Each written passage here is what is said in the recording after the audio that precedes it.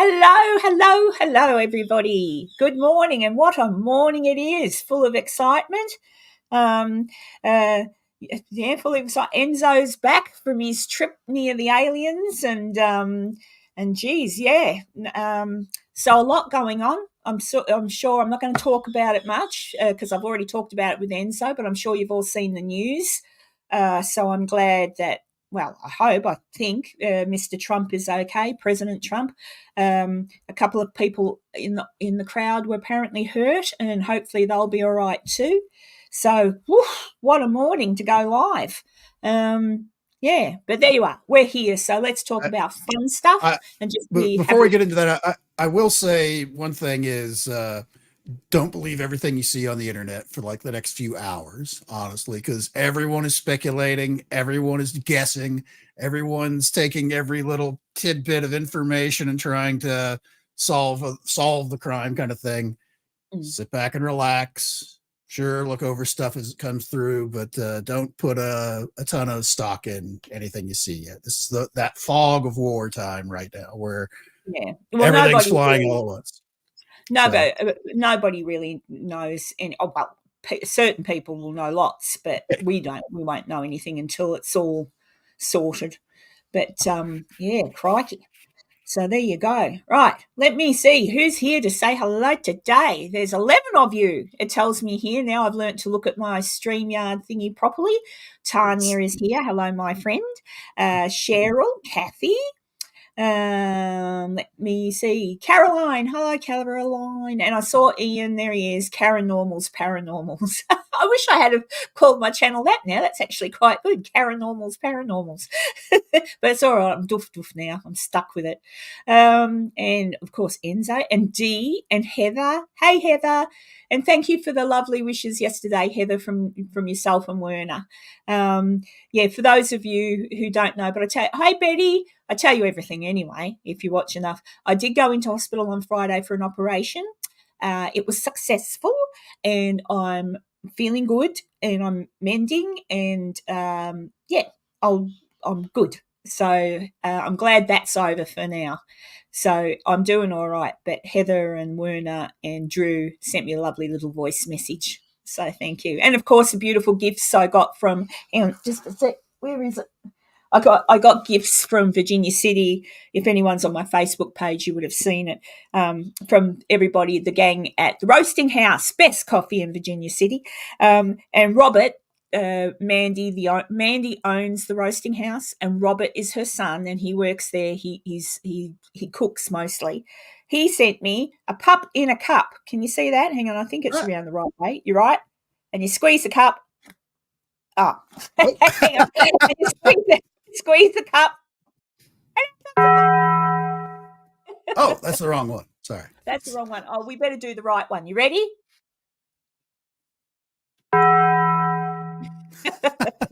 Not amused. He's not amused by any Not. of that. But he just sits there on his little pillow.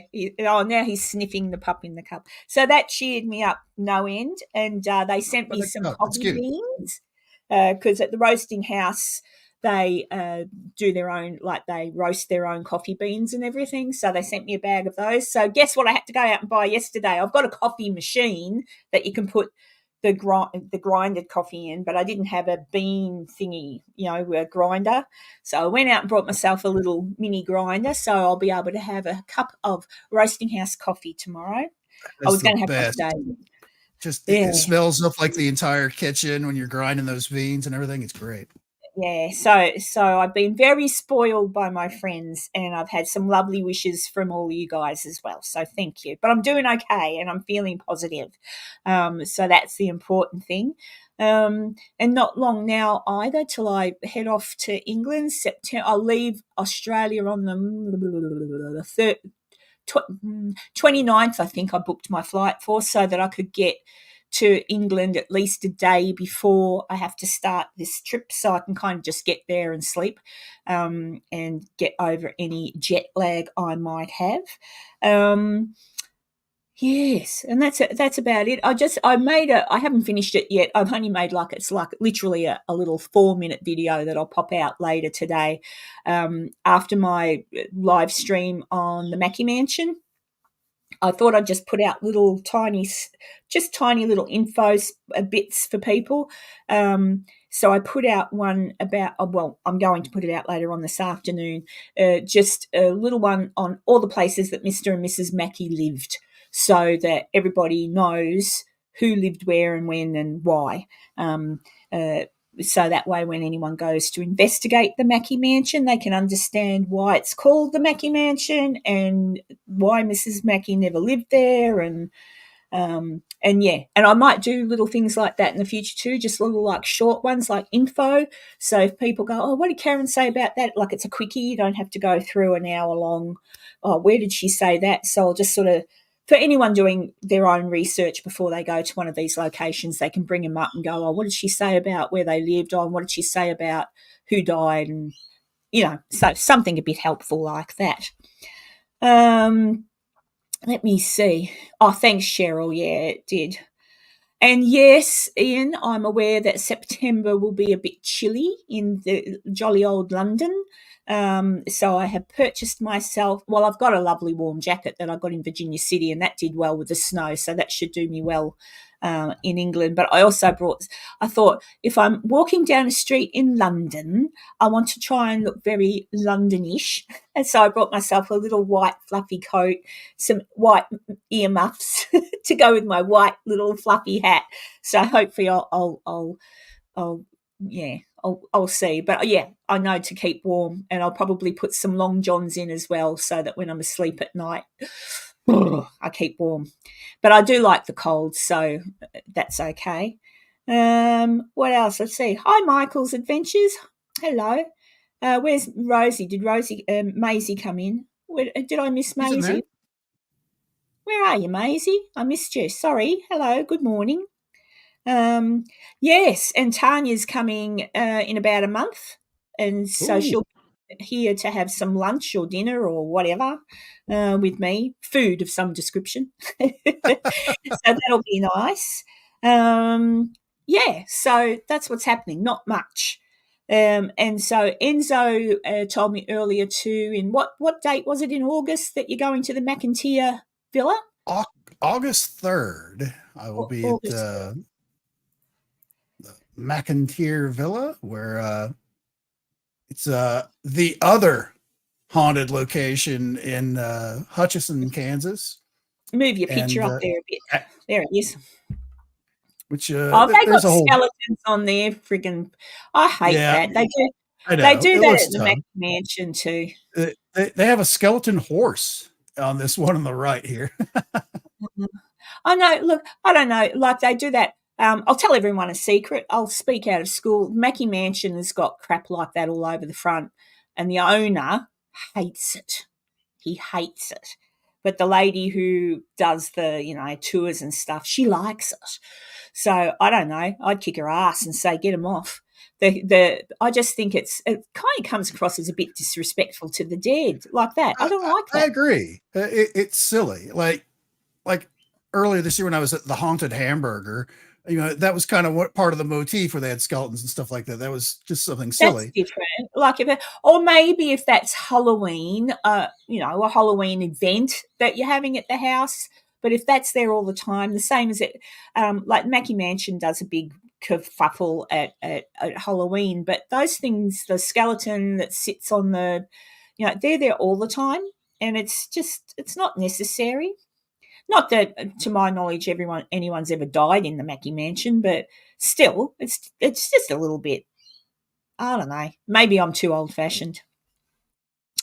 But I'll be there August 3rd, which means I will not be here for the live show for that because it is a full night thing where we'll be spending the night in the building. And for me, it is my first actual ghost investigation.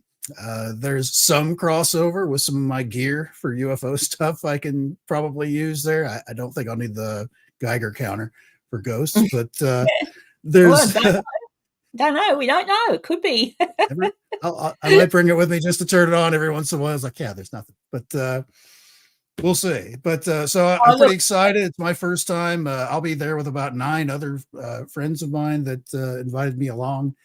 So I'll certainly be they're way more experienced at this kind of stuff than I am. So I'll mostly be tagging behind them, taking notes from them, trying to figure out what how to look cool. So yeah, Yeah. that'll be Well, here in a couple of weeks. I'm pretty excited about it. yeah, when you go there, really all you need, take my advice, all you need really is a camera, like you just your camera, all that other, they'll have all the gadgets there. You'll have fun. The gadgets can be fun if you realize they're not really, yeah, you're not really Well, getting anything. But here it's to fun. Like it can be boring. yeah, here in a couple days, they're having uh, uh, Amazon is having their Amazon Days thing where they put a lot of stuff on sale, and there is like a couple different voice recorders and things like that. I kind of have on my little private list that I'll be looking to see if they're on sale. So Ian's being a I know. smart ass. I don't mean to brag, but you know, Don't mean to brag. D, I'm not sure if you're referring to the McIntyre Villa here. McIntyre Villa is in Atchison, Kansas. So it's in the same, it's literally up the road from where the Sally house is. yeah, it's about 2 or 3 blocks away. Yeah, it's not far. And there's a few places in Atchison, but I plan to get there one day if I'm lucky. I have to just start when I get back from England. By then, my health should be okay, and I can apply for a job and not have to worry about I'm sick. So as soon as I can start making some money, I'll start saving and putting my pennies away for another holiday next year. So it depends how I go with saving. And as I say, it's not when I come to America, if I go to Virginia City, it's not too bad because I've got some lovely friends there who put me up. So I don't need to worry about accommodation, which can be expensive. And I don't even really need to worry about a hire car because people pick me up and let me borrow their cars. but it's the airfare. Like the airfare's a killer. And then, of course, you don't want to go there with no money. So I like to go there and shout people out to dinner and stuff like that. But so a trip to America for me going forward won't be horribly expensive for accommodation, that type of thing. But when you want to go and do things and see things, you got to, and at the moment with your dollar the way it is, crikey, I don't even think I could afford to have a hamburger. So hopefully by the time I'm ready to come back to America, things will be a lot settled.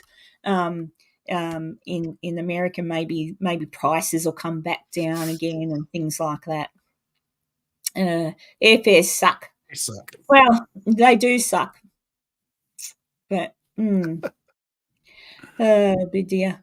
But yeah, so I don't know. I'll see how I go for money, but it's my plan to try to come back because I really do miss everybody there. So we'll just see how we go. Werner can keep Canada. I always thought I do like Canada. It's very pretty. Don't get me wrong, but I always thought that I had a longing to go there and see things, and I was very glad that I did get to go there. And I saw Niagara Falls, and I saw some pretty sights. But I don't know. I've just got this love for Virginia City. I don't know what it To is. do Canada, go in the summer. Yeah, Summer up here in the northern hemisphere. Well, I went there in May, which was spring, and it was very pretty. So is that $1,000, 500 each way, Tanya? That's not bad. It's It still a doesn't lot. sound bad. Yeah. It's not bad. Well, that's 1,000 Australian dollars, I guess, or that might be 1,000. I think the New Zealand dollar is a little bit better than ours, Tanya. But yeah. So when I go to England in September, it will be winter, spring, summer, fall, autumn. I've got to always sing that song in my head. It'll be autumn, so it will be cold. I've already been warned it'll be cold, but I can't imagine it's going to be any colder than I was when I was in Virginia City in November. That was, it was snowing. And Yeah. I think I agree with Heather's comment there, last one. Yes, Yeah. I agree too. When it sucks. Oh dear. Hey, Steph. I'm looking forward to going there. I've got lots of places I'm going to see, as I talked to you guys about the other week. So I plan to make. I've actually been watching little videos of some of the places I am going to. just so I can familiarise myself with them before I go. And I am going to a place called Warwick Castle, and I watched a little video on that. And some of the castle is not used because, you know, it costs lots of money to keep these things running, and it's sort of um, parts of it are shut down, but you can get it. They used that back in the day as a tuberculosis hospital as well, and that's the part that's now sort of closed down. And you can ask to do a ghosty tour of that. So if I get to go there, I think that might be what the group is doing. I don't know, but I'm planning on trying to see if I can kind of get to some of these places on my own as well, because I don't like group things. So anything I get there investigation wise, it'll probably be in the second lot of my stay when I'm by myself. The first part where I'm with everybody else as a group will be just a bit of fun and seeing some of these places I've only heard about, and I'll film things, and but I don't expect to do investigations, but I'll film some of whatever I do so everyone can see what I'm doing and where I'm going. What's Heather say? We will try to visit America via a different method that will reduce risk of being refused entry. Well, yeah, that sucked. Go to Mexico and walk across the border. Yeah, well, that'd be easy at the moment. Try and pop in while Biden's still president, because you can just literally walk across. I don't even Bolts think on in, apparently. Yeah, apparently you can just walk across, Heather. So I don't know. I actually, can I ask a question, Enzo? It's a political question, but it's not. It's just about the voting. No, it's just about voting. right. In Australia, you can only vote if you are an Australian citizen.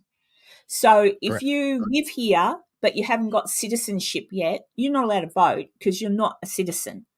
But I saw illegal or not illegal aliens, but people that do not have citizenship in America can apparently vote, but they've brought something in now to stop that. I got very confused. I thought, how can you There's vote what's if you important to don't remember live there? about the United States is we have 50 states that are almost like 50 little independent countries within the United States. So the different states can have different rules on what things go on there. Oh, okay. Now, technically, legally, to vote in a federal, like to vote for the president of the United States, a federal level election, you are supposed to be a citizen of the United States. However, there are some states that have said that you don't need to have any identification to come in and vote. You just have to show up, apparently. And there are some states where they give, when people cross over, they have to have some type of identification so that they can get work and apply for various things to get aid and money and things like that, which requires them to get an official kind of identification through the state, which they're stamping on there, basically meaning that if they go to a voting booth or voting poll center with this identification, they're gonna let them vote.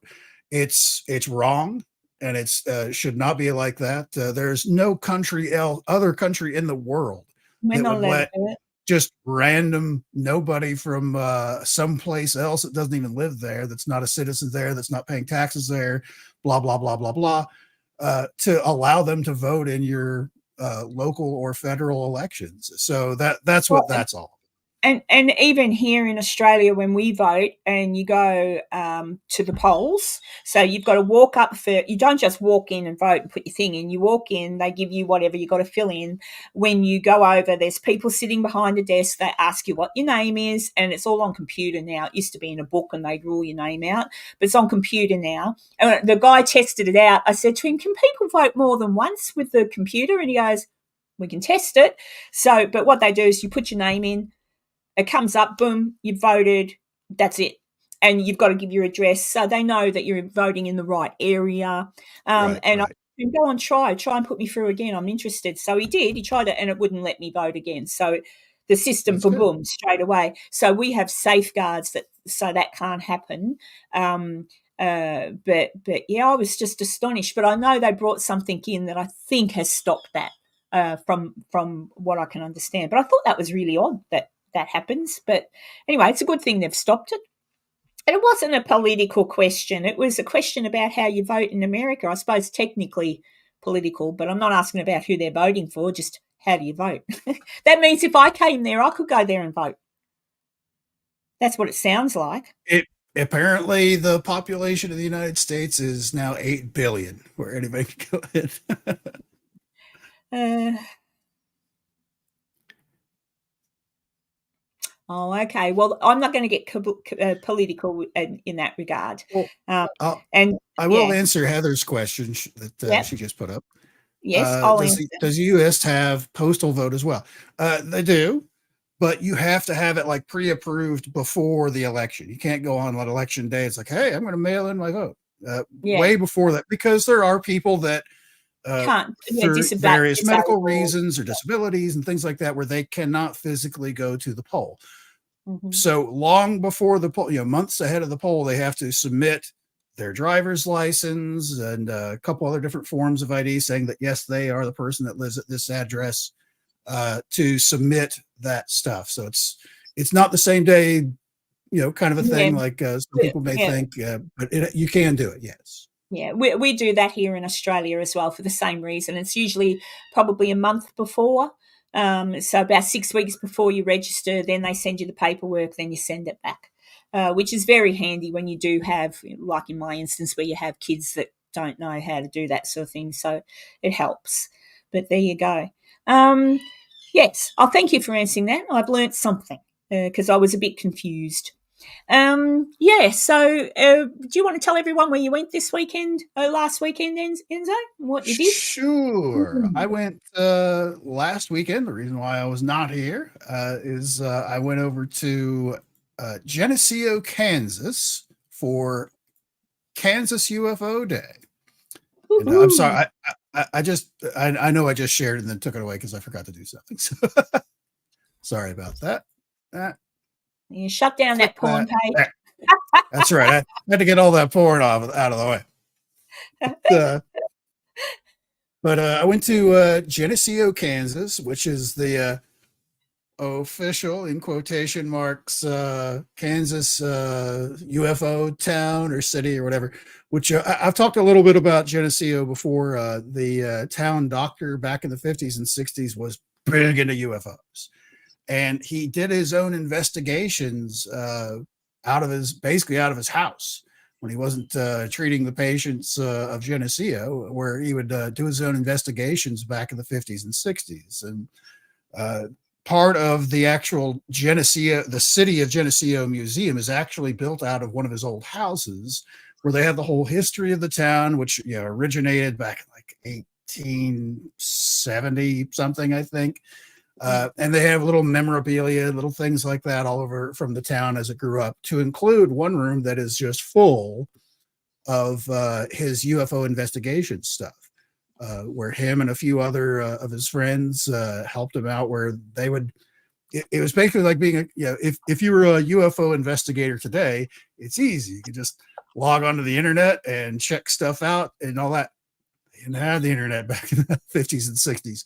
Honestly, for a small town in rural Kansas, not everybody had a telephone back in those days. So there was a lot of letter writing. There was a lot of long distance drives out in the middle of nowhere to talk to somebody about things that they had seen, things like that. But every year they have Kansas UFO Day, and they invited myself and the gang from Caney, Kansas, that I normally hang out with. This particular year, they had a couple of sculptures made, which we see under the. This is Jim, who runs the whole thing up there. That's what he actually looks like. This is not a cowboy costume. That's what he normally wears every day. But they had an unveiling of a couple of items there that were new this year. Basically, if you've ever seen the movie from the 50s, I just drew a total blank on what the movie is called. Not Less Islander. The Day the Earth Stood Still. The Day the Earth Stood Still. That's it. Yeah. Where they had this giant robot called Gort. That basically the deal is aliens land in Washington D.C. It's like, hey, this big robot, he's basically going to be your world police. Any of you guys start wars or fighting, this robot's going to disintegrate you. So be peaceful. And they unveiled a little gourd here that a local shop made for the thing, and they have a little. You see behind Jim there. There's a little cutout stand-up thing of Klaatu, who was the alien in the movie, where you can kind of put your face up there like you're waving at Gort and all of that. But they had a couple of different briefings and speeches and speakers throughout the day. We set up a booth with the Bordertown Paranormal, my friends from Caney, Kansas, where they had this nice little podium and all that stuff with a microphone, all that stuff. When we did our bit, we decided this is the museum. We had over here was our little booth. Very small town setting, but had this huge shade tree. That's where the crowd would be to listen to the speakers up here on the podium. But when we did they also have at the end of the day, they have ATs just hanging out. They have a big parade because every little business in the town, from a gas station to a diner to a barber shop, anything in the town there for this day had alien stuff all over it. So it was a big deal for people to support the town. It's cute. This you can see a little bit of it here, but this alien here was blowing bubbles out as it drove by. But I made a big mural on the side of one of the buildings there, which was actually kind of cool. This is a Kansas thing. Every town navigating in Kansas because Kansas is very flat. It's all plains lands around here. And you navigate by looking for water towers. Oh, there's a water tower over there. That means there's a town that way. I'm going to go that direction. But seeing the little water tower, that's where you know where you're at. But had a couple of different things where we decided we're not going to sit on the stage, our group. We sat in the shade just in front of the actual crowd. We pulled our chairs out there and we spoke just like how we're speaking now to you. We made it clear right up front. It's like, if we say anything you don't understand, or if you just want to get off on a different topic while we're having a conversation, just shout it out. Just raise your hand. Don't interrupt us because we're important. We're not.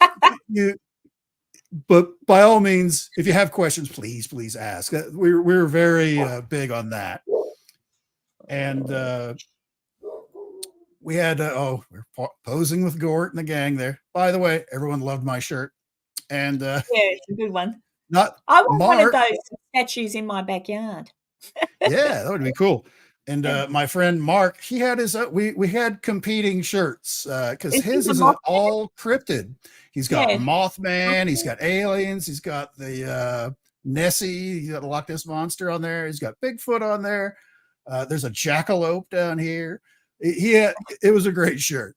So we had battling shirts. I have like little UFOs, little moons, and little satellites and stuff on mine. But it was a lot of fun going out there. A lot of people that, much like my experience at Contact in the Desert earlier this year, a lot of people. And by the way, this is not the greatest picture because it's you've only got two. It looks like we're only talking to two people. This is in the middle of the crowd that someone else took the picture while we were talking. But the mysterious Roswell compass, which I think we've talked about here before, so I won't go over that again. But Maisie wants to know how many people were there roughly. We did two different speaking things where we spoke for about an hour and 10 minutes. The first one, which we were only scheduled for an hour, but there were a lot of questions afterward, and there was no one speaking after us because we did it right before lunch. So we just kind of pressed on for 10 minutes until everybody was satisfied, and then they left. But we had a crowd. I thought we had a picture of the crowd. You see a little bit. There was probably about 30-ish people there in a crowd that just brought their own lawn chairs and sat under the shade of the tree and listened to us and had conversations with us talking about the thing.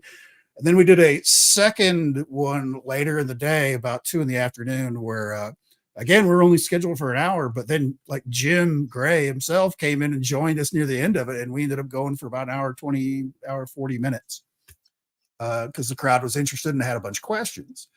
But it was a lot of people would filter in, or we'd start to talk, or they would hear us talking and they'd kind of like stop and listen. The crowds that would stop and listen stayed. There was another speaker that was just reading written statements that didn't keep their crowds, but we were way better.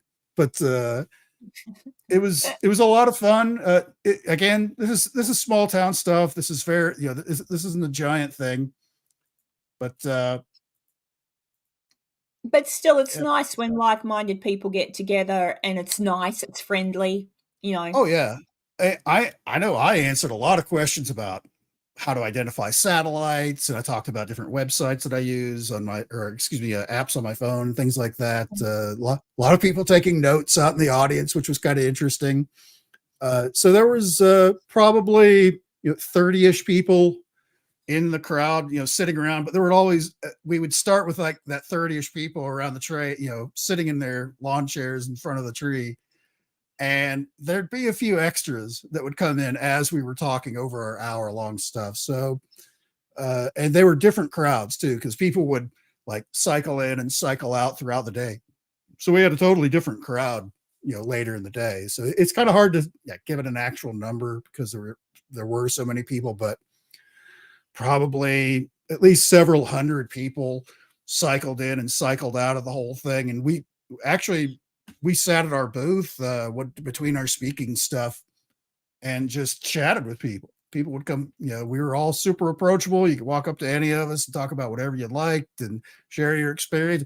I ran into a guy that used to be in the military at the same base I was at. He was like, "Hey, I was stationed the same place you were. When were you there?" It's like we compared notes, and we were both at the same place at the same time and all that stuff. So that was kind of cool. But yeah, it was just a lot of fun to hang out there. The local news did show up, which if we want to watch this video, that's up to you. Yeah, you can pop it on for a sec, let people see, because I didn't get Enzo played a news report last time, and I thought, I bet I get copyright struck, but I didn't. So it must just be because it was the local news. So go ahead, let them see. And Enzo's in the film clip, I think. Yeah, you can't miss me in that shirt. But just give me a thumbs up if you can hear this, Karen. There's some unusual activity going on in a small town in the middle of Kansas. If you're into UFOs, aliens, and all things outer space, well, this is definitely the place for you. Stefan Minichi tells us how these saucers and aliens are reviving this small town. Tucked away in the middle of Kansas is a secret that's been held for over 40 years. Many people came from all over Saturday, joining in on the phenomenon. Kansas UFO Day pretty much celebrates anything and everything to do with our contact with people from outer space. Celebrating its third year, the Geneseo City Museum hosted UFO Day. Museum President Jim Gray says this event gives people an opportunity to share something they don't normally do. In my lifetime, 1972 was a year in which a lot of sightings were reported in western Kansas. It had the shape of a flying saucer, and it also just hovered with no blades like a helicopter would, and it just stayed suspended above the street at tree level. Michael Pickering saw his first UFO in the early 1970s in Anaheim, California. Part of Saturday's event included a discussion about UFOs. They even had art pieces on display. One popular sculpture was created by Bruce Bitter. It's Gort from the 1951 movie The Day the Earth Stood Still. I always appreciate the smiles, but every time I say I'm building something related with UFO, this smile comes across, and it's hard to read what this smile is. The museum president says sightings and interactions are more common than people realize. In the street, he shows the 1947 mysterious Roswell compass. But it is actually a flying saucer. Gray says the line on the compass runs through New Mexico. He gives credit to Dr. E.D. Jansen for his nearly forgotten 20-year collection a collection including rumors of secretive governmental knowledge of flying saucers. So now we know the truth is out there in Geneseo, Kansas. Stephanie Minichi, Cake News on your side. So not that bad for they had to do a truth is out there X-Files reference. Every news agency seems to do that. So Hello, Sasquatch. Hello. yeah, that's Nikki from Sasquatch. She Nikki, actually yeah. just came back from an investigation up in Canada, where she was up Ooh. in British Columbia, I think, up there and doing an investigation herself. What were you looking for? Bigfoot, I suppose. Bigfoot. But since I've got the stage here, I'll just throw in my other sciencey thing. Okay. The Perseids meteor shower is going to be kicking off right about now for the next month, where you'll see a lot of shooting stars in the sky, where it'll look a lot like this. This is a great picture where they just held the shutter open for a few seconds, where you'll see a lot of shooting stars. So really just need to kind of look up at night. They'll be kind of everywhere. This is one of the bigger ones, not the biggest. Will I but see them this is, here? Will we see them over this way? yes, you will. It doesn't matter where you live, you'll be seeing them. So long as no big ones come through and touch down. Yeah, if they reach the ground, that's a little bigger than we're expecting. Because normally, like during meteor showers like this, it's like grain of sand to very, very tiny Like like a little rock or gravel something. pieces. Yeah. Because they're moving at such fantastic speeds, 14 to 20,000 miles per hour. As they hit the atmosphere, they burn up, and that's what we see is just those little sparky lines in the sky. Anything else scientific? No, that's kind of all I had for this week, because I thought we were going to have somebody else. But, You were busy. Yeah. So there you go. Oh, well, that was nice. It looks like you had a great time there. It was a ball, and we will. Jim Gray, the guy in the cowboy hat, he loved us because we were interactive with the crowd, which was a big seller. Because there was another speaker from Kansas City that came in. She gave a fine thing, but she's a radio personality and she's used to do it, not really speaking directly to people.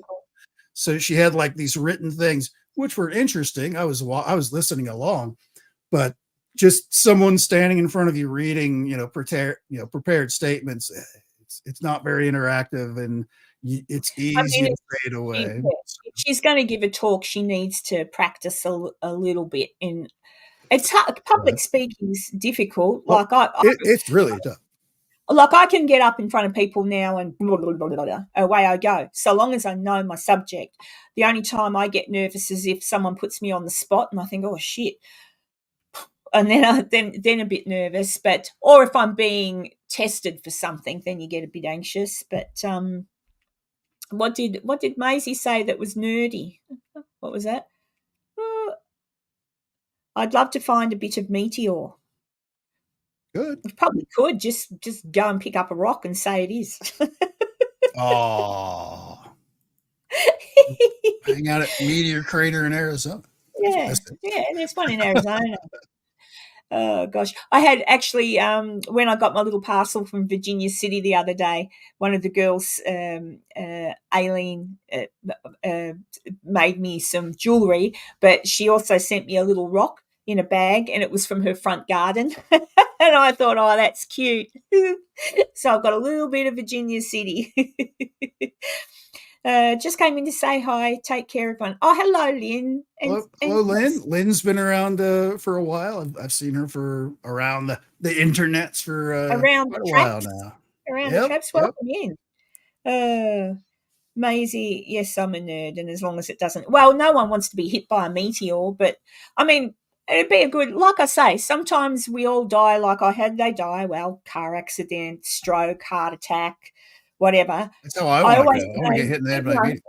I just want to go because I go to sleep and don't wake up. But if I wanted to have an interesting death that would be spoken about way after my death, and it could be attacked by a crocodile, while rescuing somebody. It could be hit by a meteor. Or Halley's Comet took her out. Or like something that everyone would go, oh, who was that? Oh, that's right. That was that Karen chick. She got taken out by Halley's Comet. Like, no one would ever forget me. Forgive me. Like, no, forget me. Forgive me. No, I'm pretty sure I'll be forgotten one day. What's Mr. Smarty Pants got to say? Imagine being a grain of sand flying through the universe, barely time to think about where you're going, at the whim of our galaxy. Yeah, I suppose. But we're tiny little people on a tiny little planet in a tiny little, well, tiny, huge universe within a universe within a universe. Or are we? Or are we all within a little jar on someone else's desk? Are we really an ant farm? Oh my God. Where's the tinfoil hat? Did you like my little thumbnail this week? We all had our tinfoil hats on. Right. Yes. Ready to go. Yeah, I should get a tinfoil hat. And I'll grab one for Puppy, but Puppy doesn't like wearing anything on his head. I tried to put his little detective cap on and he didn't like it. Didn't like that, yeah. No. Hey, Giselle. Oh, dear. So, yeah, so far as I'm concerned, I've got to start pulling my finger out now and start getting a little bit prepared to do a couple more episodes on some history and look at what I might do when I am in England. I know I am going, for example, to the Ancient Ram Inn. I don't know where else, apart from the 2 weeks beforehand. I'm trying to think. I'm trying to talk to Mythos, and I'll ask Lee from Three Spies Paranormal as well about what other places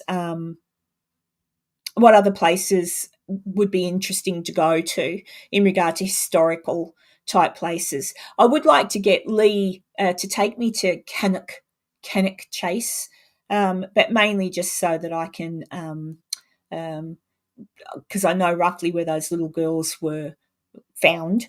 So I'd like to go there and just lay a flower in respect, I suppose. But now remember, Muffin is the Rottweiler and Puppy is the Chihuahua. So yes, and Muffin, I don't put her picture in. Maybe I should. It's just that Puppy's the one that sits on the desk. Muffin's usually down by my feet snoring her head off, but she's outside the door at the moment because she has been snoring lately. Dear. Oh, yes, do subscribe to Escape the Simulation Radio. Do that. There is a link there in the chat, along with Sasquatch. I think Tanya put that up. Thank you, Maisie. Yes, Puppy. His name's actually Billy. I named him after my uncle who passed away because my uncle really loved dogs. Yeah, so I called my Chihuahua Billy. And but the girls, when he came home, because he's always so tiny, the girls would say, "Where's Puppy? Where's Puppy? Where's Puppy?" And Puppy didn't get called Billy, and he just kept coming to Puppy. So if I say Billy, he doesn't know who I'm talking to. So he's Puppy. Aren't you? Oh, say hello to everybody. There he is. There he is. He's not impressed, is he? There you go. Back on your pillow. He's got a pillow now. He was just sitting on sort of like a bit of a rug, but I've put a pillow on the desk now, so he's on a pillow. Yes, fancy schmancy. But there you go. To be a pampered dog in your life. Yeah. Well, I was thinking about it the other day. Muffin is 3, and so I think Rottweilers live 10 to 12 maybe, depending. So she's got about 7 or 8 years to go, and Puppy is 5. So he's probably got around about the same amount of time, although little dogs can live longer than big dogs, or they do. So I figure around about within a year or two of each other, around about 8 to 9 years from now, I'm going to be devastated. But I will never get another dog once they go, though. It's too heartbreaking. It was heartbreaking. I don't know if you can see. Where did I put him? That's Popeye's picture up there. Popeye, my cocky. Yeah. I don't know if you can see it properly. But that's Popeye because he had to, as you know, I told you, he had to go to heaven, to birdie heaven, So that was sad. So yes, animals, we love them, but then they bloody die on us.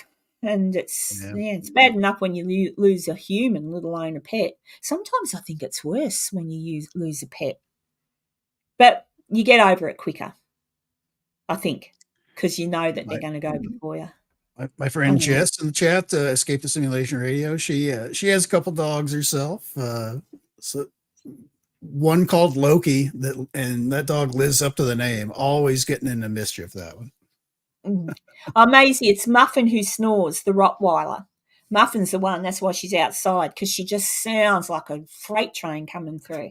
Puppy doesn't snore. Oh, sorry, I said his name, so he looked up. Puppy doesn't snore. He's pretty good. But I've got outside. I'll take a few pictures and pop up a little members only thing of my backyard. I've set up a great big a bird feeding station in my backyard. So I had 2 arches, which I've made into like a big together 2 arches. I've put sticks across and I've put feeders and bird feeders and things. So now I've got cockatoos, galahs, some kind of bird I've never seen before, but I'll have to check out what it is. Lorikeets, finches, pigeons, but the wild pigeons, not regular pigeons. I've got all these birds coming in the backyard and it's beautiful, and they all seem to take turns. So the cockies usually come first, followed by the lorikeets, followed by the king parrots, then the galahs come in, and by the end of the day I've got to top it up. It's costed me. I give them healthy food, because some people say, oh, you shouldn't feed wild birds because you give them stuff that they shouldn't eat. But I give them plenty of stuff they should be eating. So I give them fruits and, nuts, things like that. Good, healthy foods, not cheap stuff, because they deserve a snack. My neighbor has 3 or 4 hummingbird feeders around the front of her place, and they're swarming over there almost like wasps sometimes. They're thick over there sometimes, but they're amazing to watch. From home or oh yes, that used to be flame and galah. Yeah, I think I explained that before. That just means bloody idiot. Bloody idiots. So you'll say flame and galah. What's Dee saying? It was 2 years yesterday that my Sully passed away, a mini foxy. She was 14. We have a pet cemetery at our property. Oh, yeah. I think most people, if you live in your house long enough, end up with a little pet cemetery down the back, don't you? It's sad. But so yeah, my cockatoo, Popeye, there he is. Hang on, back. Popeye, he's just underneath my bedroom window. I promised him that. I talked to him before he went, and I said, "Don't worry, Bubby, you'll be right under my window." So that's where he is. And on top of where he is, I planted a nice like fern type thing, so he's protected, so nobody digs him up. I don't know if it was just my eyes or what, but it looked like little dots in front of your face when you were saying that. Oh, there it is. Yeah, it's my. Hang on. I can't show you. I've got a little spaceman. Hang on. I can show you the back of him. Hang on. Oh, okay. And if I turn him around, whoop, he's a little light. I never noticed it on your face before, and I was like, "What is that? What's going on?" Yeah, like that. So yeah, that's all that is. But I can't turn off that's supposed to be stars. I thought you might have had spirits. You had orbs. Yeah. Oh yeah. Shh. It's a demon. It's a demon. Oh dear. Oh, talk about drama. I stay away from drama, but I saw I couldn't help it because everyone was plastering it up. The Conjuring House, the Harrisville, wherever it is. The lady that owns it popped up a post on her Facebook page. I think that lady needs some Valium or she needs some help. But it was I read the thing and I thought, crikey, there was F this and F that and nasty, something about, what was it, wicked and nasty people and this, that and the other thing. And then there was someone else, I think it was Jason Hawes from Ghost Hunters. His daughter did a live. I didn't watch it. But the gist was, we were bullied and this and that. And I'm like, oh, my God. Like, fair income. The woman that's got the Conjuring house now, gosh, good luck. I don't think she's going to have to do something about that, because nobody would want to go there. You don't want to go somewhere where people are saying F off to people, and it's a bit crass, a bit very unprofessional. But yes, Tanya, always drama. I just can't. That one I couldn't help. It just popped out. It was in someone's feed, and I went, "Oh, what's going on now?" And I went, "Oh, again already." Like, I'm just, like, it's okay to talk about some things sometimes because there's a bit of news, like, "Oh, did you hear?" But I think sometimes, and Tanya will appreciate this because she does watch a whole heap of other channels that I've since sort of stopped watching. But I think sometimes a dramatic type thing happens and you go, "Oh my God." And then everyone will, comment on it like I just did. But what happens is it perpetuates. So instead of just leaving sleeping dogs lie, someone else to get clicks, or someone else to whatever has to go into it a bit more and a bit more again. And then it just festers and gets worse and worse and worse. And I think sometimes just, whatever, just keep it light.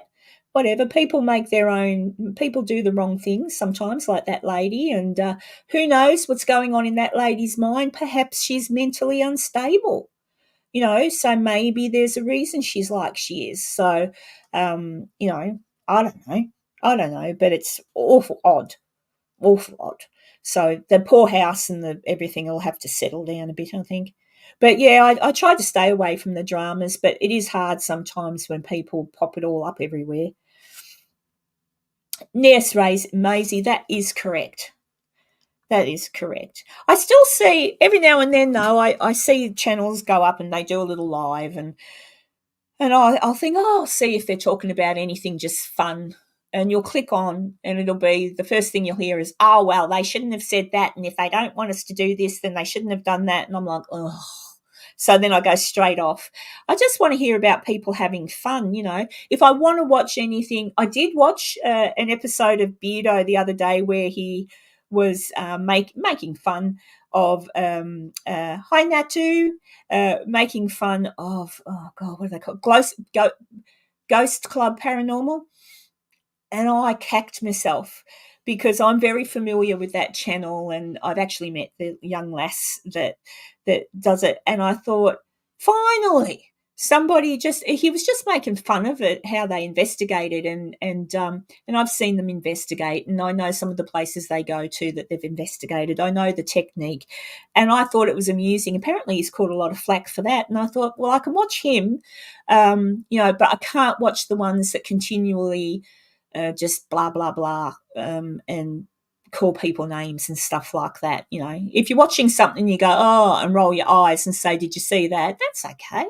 We all do that, don't they? I mean, we all do that. People could be watching me now talk and going, "Oh, does she ever shut up?"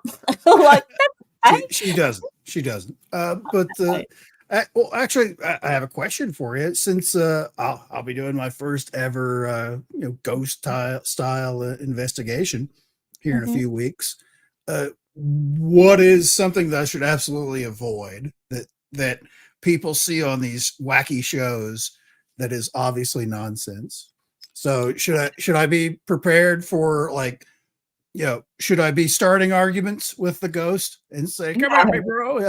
No, I'm being silly, of course, because that's just, but stuff like that, where it's obviously nonsense and ridiculous that you would even think to do that. But well, before you go, I've not researched the McIntyre Villa, but I'll have a bit of a look-see and see what I can find out. Just, you're there with a group of 9 people, so the best thing I can do is tell you're not going to probably find anything relevant because there's 9 people there, and everybody. When there's a group of people, I think you're probably a little more like me. You're a bit more skeptical, but there's some people that can go on an investigation with a group of people, and it takes one person to go, "I heard look. Did you hear that? Did you hear that?" And honestly, other people go, "Yes." That's every ghost show on TV. Did you hear that? Yeah. So my advice is just go there. You won't get, look, if a ghost walks in front of you and goes like that and then walks off, championship, excellent. But you'll probably have people say, oh, I heard that, I saw that, I've got a chill, something touched me, oh, I got scratched. Who knows what's going to happen? But if you go in there and know a little bit about the house, maybe, so and just take in the history of it, just take in the feeling of the house. And as I say, your phone is probably the best bit of equipment you can have, because if you are sitting quietly, the microphones, have you got an Apple or a Samsung? I have a What Samsung phone. I All actually right. have a couple of different. I have two different I've got thermal imagers. I have one that's well, like a thermal. basic Actually, bring night the vision.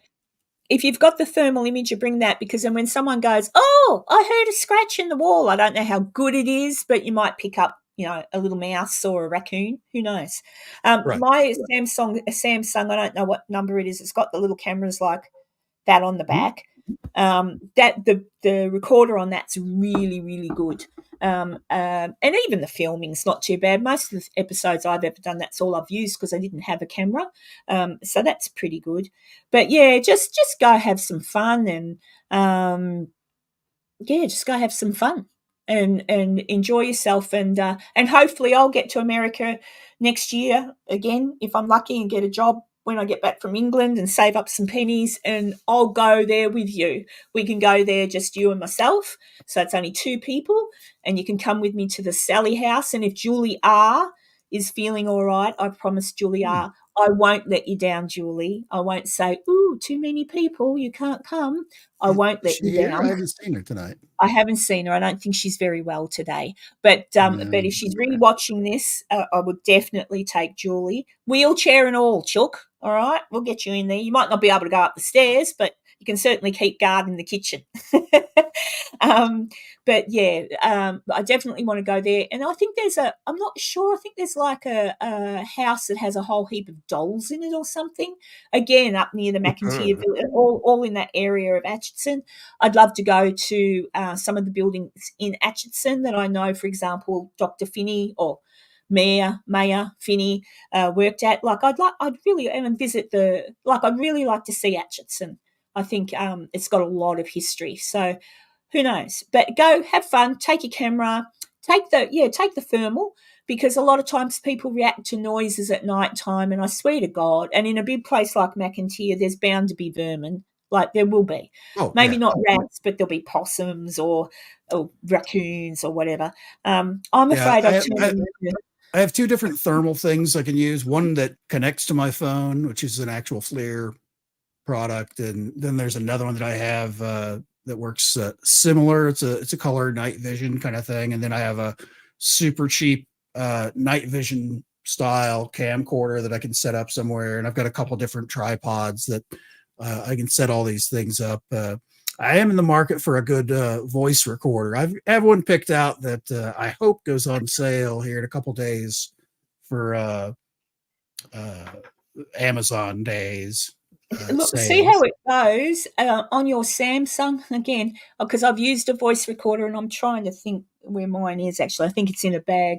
I brought a voice recorder and I used it, but the thing I find, maybe because I only paid $100 for it, but when you play it back, it's got a lot of background noise, like you can hear. Whereas on my Samsung, there is a voice recorder. There's a recorder that you can hit, clear as a bell. So if you record on that, the only problem you run into, but if you've got more than one phone, the only problem you run into is if you record the voice recorder on this, which you can just use the voice recorder, then obviously you can't film at the same time. Mind you, again, you can be filming at the same time. It just depends where you want to put it. So even think of that. But if you've already got one coming, then use it. But I don't know. It's all good. I'm just checking. Hey, Andrew. Sorry, and I saw Wisdom came in as well. I just wanted to quickly say, and Whore is here. Whore, you whore. I don't know why I can't say horror of horror. Oh no, did that happen? Was that the man, Natu? Was that the gentleman that was hit in the head? Probably. Shit.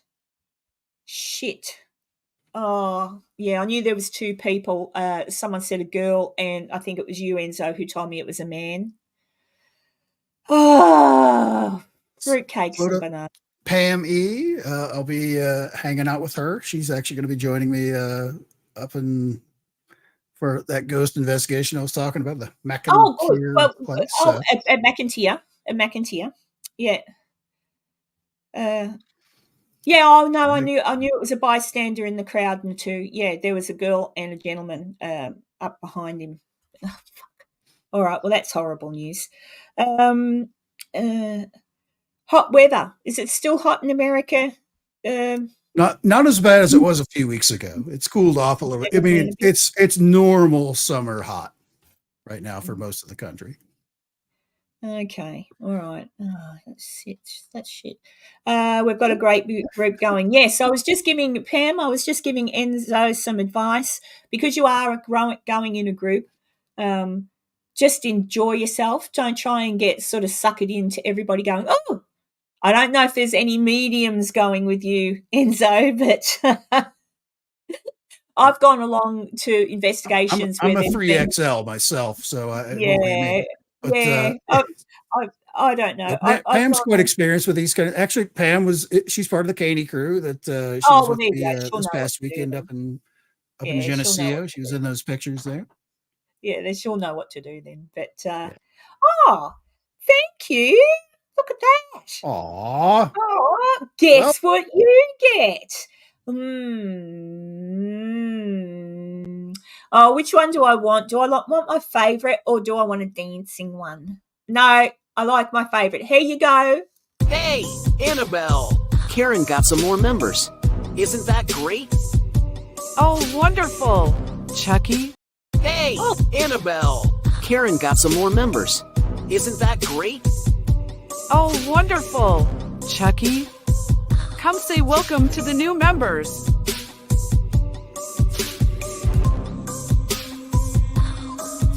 Hey, F you. Leave me alone, or you're toast. Chucky, that's naughty.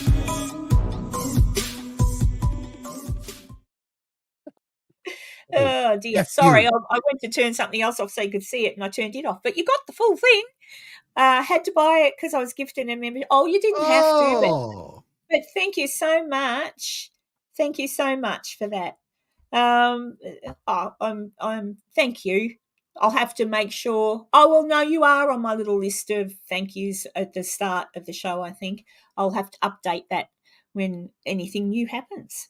I just thought that was a way when I start the show, that people can see that I'm appreciative. Robert the doll asked before taking pictures, bad things will happen to you. Oh, I'd get the same with Annabelle the doll. They're just dolls. Like, honestly, I just look. I think I've got more to Throw them worry on the about. fire and salt them afterwards. Though. Yeah. Screw haunted dolls. I'm sorry, it's not my fault you're getting ads, Maisie. Do they interrupt? Hey, Maisie, I'm just curious. Yeah, she's getting ads. So YouTube's obviously playing ads during my live. When it goes to ads, Maisie, does it come back where you picked up, like left, or does it you miss out? I'm wondering. That'd be a bummer. I've never seen that for a live stream. That's weird. Actually, check your settings on your end for that. That's something you can turn off? I'm pretty sure. Oh, is it? Oh, all right. I'll check it out later. It's probably come on now because they've changed a lot too. When you upload your videos, there's things you've got to click. So maybe I did that. Yeah, no, I don't believe in haunted dolls either. Why is Maisie not good? Oh, hang on. Oh, that, yeah. Oh. The only doll that'll give me hell is my missus. Dear sexist. Dear. Oh, well, I suppose if they're putting ads in, that might mean I'll get paid 2 cents for my. They don't pay much. 2 cents is when 2 you go and cents. have a look. Yeah, it still could be 2 cents for the video, Oh, dear. Oh, thank you, Har. Shit, what's your real name? I'll put it in. I'm sure I should know your real name, but tell me your proper name. I'll call it. Because I every think it's time I great. see I like her name. hey? Oh dear. Hang on a second. What was that? No, a guy came in and made fun of Robert the Doll, and he left on a motorcycle and wrecked it out going home. Oh, well, that was just a coincidence. All those things to me are coincidence. I think if you actually have a look at Robert the Doll, he is old. I reckon he would have been a cute little doll. Like, he just needs a little bit of a clean. You know, he's already got on the suit he wears. Probably isn't the original. I don't know, but he's kind of a cute doll. I like Robert the Doll. I'd have a Robert the Doll. But yeah, he is. He's a cute doll, and Chucky's not cute. Chucky's cute before he turns into Chucky, but Such a hilarious video that you made. He's like, "Hey, F you." Yeah. Hey, F you. But there you go. So yeah, what was I saying? I can't remember. But there you go. Yeah, so I'm gonna later on this afternoon I'm gonna pop out a little. I thought what I might do is some of these places that I've gone to when I was talking about the Mackey Mansion last week or whenever it was before this week, last week. I thought for anybody who wants to have a look again and say, now, what did Karen say? You can re-watch that episode because I only went for about an hour on purpose. But I'm putting things together, just little episodes, like 5 minutes tops of points. So I've put one together, which I'll pop up this afternoon, which is literally where did Mr. and Mrs. Mackey live? Like, what were their houses? I've got the addresses and everything. I've got pictures. So I'll put that out. And then if anyone goes to the Mackey Mansion and gets told, oh, this was Mrs. Mackey's room, and that, well, you'll know, well, actually it wasn't. She never lived here. So I don't. Look, in her time in Virginia City, I can't say she never stepped foot in the office, because she might have gone up to the office to take a sandwich to Mr. Mackey when he was in the office. I don't know. But she certainly never lived in the house. So I thought I'll put it all together, and some of the houses that she lived in were opulent. So I thought I'll put that. Then I thought I might put another one together about their little love story, because I think that's cute. So I thought I'll just put a few little ones together, and then when anyone goes to visit the Mackey Mansion, you might take in more for what it really is all about rather than what it's not about, and appreciate the history of the township anyway. So I'm just going to start putting little ones like that so people can watch them if they want to, if they're going, you know, for anyone who watches my channel. But if you're going to go and investigate any of these places, you know that I've been researching them for a while. So whatever facts I put in are facts, and you can hopefully help with an investigation when you're there. Actually, Derek's there this weekend. What's today? It's Saturday there, isn't it? Is it Saturday there? Yeah, so he'd be, I'm not sure if he's at the Mackey or the Washoe tonight. I wonder if he runs into lizard people. Huh? Oh dear, it should be interesting. But yeah, let's have a look. Oh, the Warrens. Are we talking about the Warrens? You know everything the Warrens did was BS. Oh my God! Thank you. Holy crap! All right, let's see. Which one, Enzo? I reckon. I don't know what'll be funnier, the video you're about to play or you pronouncing her name again. I'm not going to say.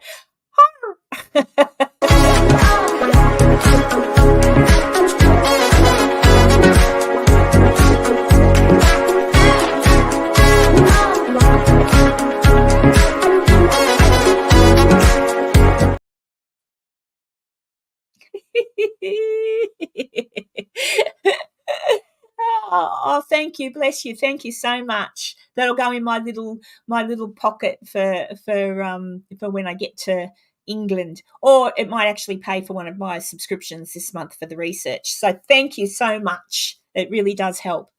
Yeah, thank you. Carla. Oh, that's easy to remember. Carla. I like that name. Carla. Carla. That's easier than whore.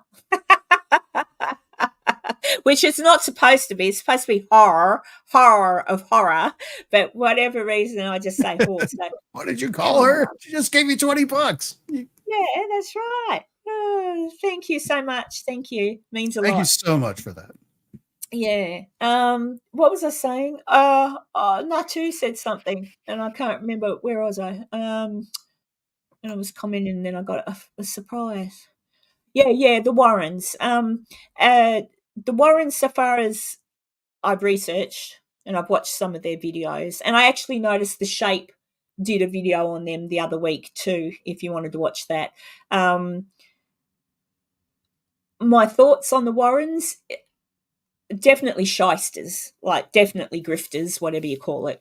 But I feel a little bit sorry for Lorraine Warren because she was married to him, and from all accounts, he wasn't a good man. So I wonder how much of what went on was kind of also forced a little by him, as if to say, we're on a good thing, let's stick to it. Because I don't think there's many women out there that would happily live in a house with their husband and share him with someone else at the same time. I mean, there are some. I mean, maybe they were like that, but what I mean is, she went through a lot. I think that lady, but definitely the stories, like Amityville, Conjuring House, the doll, all of that, like a load of rot. So, yeah, I don't believe anything that ever came out of their mouth. But I do feel a little sorry for Lorraine, because I think she was probably a hard done by woman who might have had to have do. But then again, she didn't have to pretend to be able to speak to dead people, did she? But I still feel, a bit sorry for her. Yeah, yeah. I don't know. I just think, especially, yeah. Well, I just don't believe in anything the Warrens said. Nothing. And the Annabelle doll thing. I think I talked about that on one of my other lives where I was talking about, fakery and whatnot. And I did watch the episode on Twilight Zone about the doll, the talking doll, and yeah, you can see where they got the story about the nurses Tiny and Tina. what was the name of the doll? Was it such Tina? a, Talking Tina? Or yeah, I'm Tiny? talking Tina. Yeah, the talking doll, talking Tina, and the mum's name was Annabelle. Kelly Yeah. Savalas was the guy. Telly Savalas, yeah, and then he finally, and Tina, the talking doll, could move around the house, and finally he trips over on the steps and falls down, and then Tiny Tina threatens the rest of the house and says, "You're next." I'm talking Tina, and I don't like you. That's it. And he tries to chop her head off on the saw, and it won't cut through. I forgot about that part. Oh, dear. So it's amazing that a show that old is still so relevant and so great today. You can every one of those is fantastic.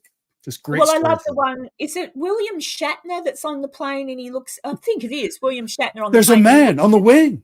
There's a man on the wing. Yeah, I can't do a William Shatner. You can. But yeah, so I don't believe in Annabelle. She's just, I've got a rag doll. Where is she? Oh, she's over there. I've got an Annabelle. Like, I don't. I do believe that possibly houses, because I have been in a lot of haunted places. This is haunted, that, and the building itself and the land, the building, the much like you probably cop when you go to Mackenvia Villa, the building seems to hold energy, but it probably can. It's bricks and mortar, it's wood, it's been there a long time. It's kind of like the energy, like a remnant of energy left over by everybody that's ever lived there or passed through. I find that more interesting. That's what I kind of feel when I go into these places, more so than, is there something there? I still long to go into a place and find something that I can't truthfully explain and know it wasn't anyone around me. The places I have been to by myself, I've found nothing happen. Except that night I was talking to you and the toilet flushed. But I honestly think that was because it was frigging cold. I honestly think that was just the pipes from the, snow and ice and stuff. I took that as a personal message directed just at me because it was a toilet. Oh, no, but I don't know. You heard it, didn't you? Because I got up and I went Yeah, and well, I checked heard water running. I didn't quite hear a flush Yeah. sound, but I certainly Yeah. heard water running. Oh, who's talking to me now? I bet you there's a child asking me a question. I forgot to turn my phone down. Let's see who it is. Oh, no. It's Taylor. Oh, that's okay. She mustn't have got my message. Oh, I probably sent it to someone else. Far out. It's okay. I'm talking to myself. It was Voices Taylor. in I your won't. head? Yeah, this is it. Hi, Laura. Yeah. So and Boo Boo Production. Boo Boo. Hey, my little pal Boo Boo. That's right, Boo Boo. What was it? Yeah. God, what was that bear's name? It's Yogi Bear. Yogi Bear. That's it. I used to love watching Yogi Bear, but I particularly liked it when he had Boo Boo. Yeah, my little friend Boo Boo. And then they'd run off with their little. I love those cartoons. You don't see them anymore. Those old Hanna-Barbera cartoons are fantastic. I grew Oh, up. I love them. I love. I used to watch Super Chicken. Do you remember Super Chicken?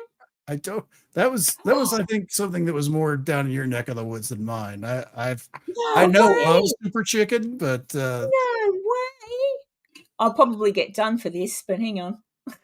You have to remember Super Chicken. Even Jerry Seinfeld sang Super Chicken. Super Chicken. I'll probably get done for it. Hang on. Let me see. Surely not for the theme song. Hang on. How do I do this? I'll go up and I'll pause it and I'll undo that. And then I'll share. You got it? Okay. Yeah, I got it. Oh, did you get it too? I was gonna. Well, no. I was gonna fill time while you were finding it. So. No, there it is. Let's see. I think. Hang on, will this work? Tell me if you hear it. Can't hear it. Okay.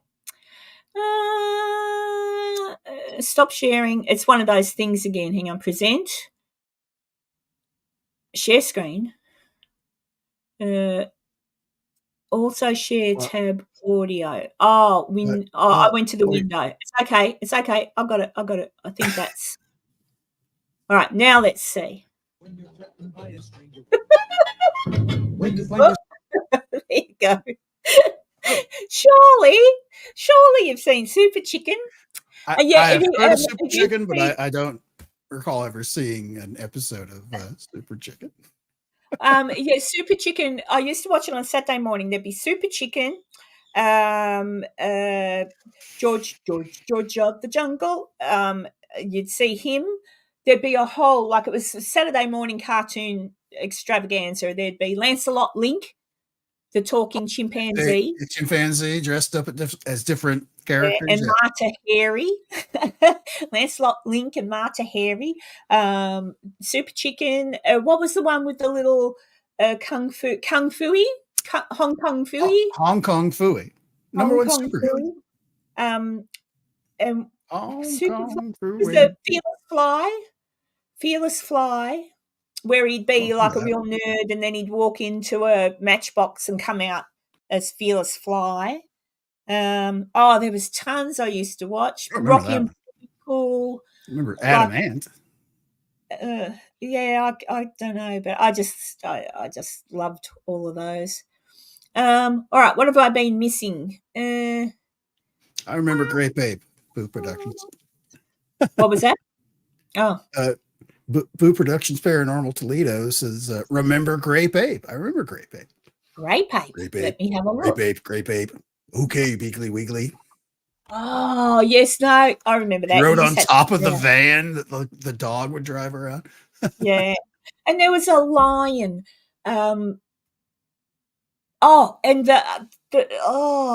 what was the name? The horse that was a sheriff. There was a horse and he was a sheriff. Shit. Deputy dog? No. Oh, I don't know. Quick All Draw those old McGraw.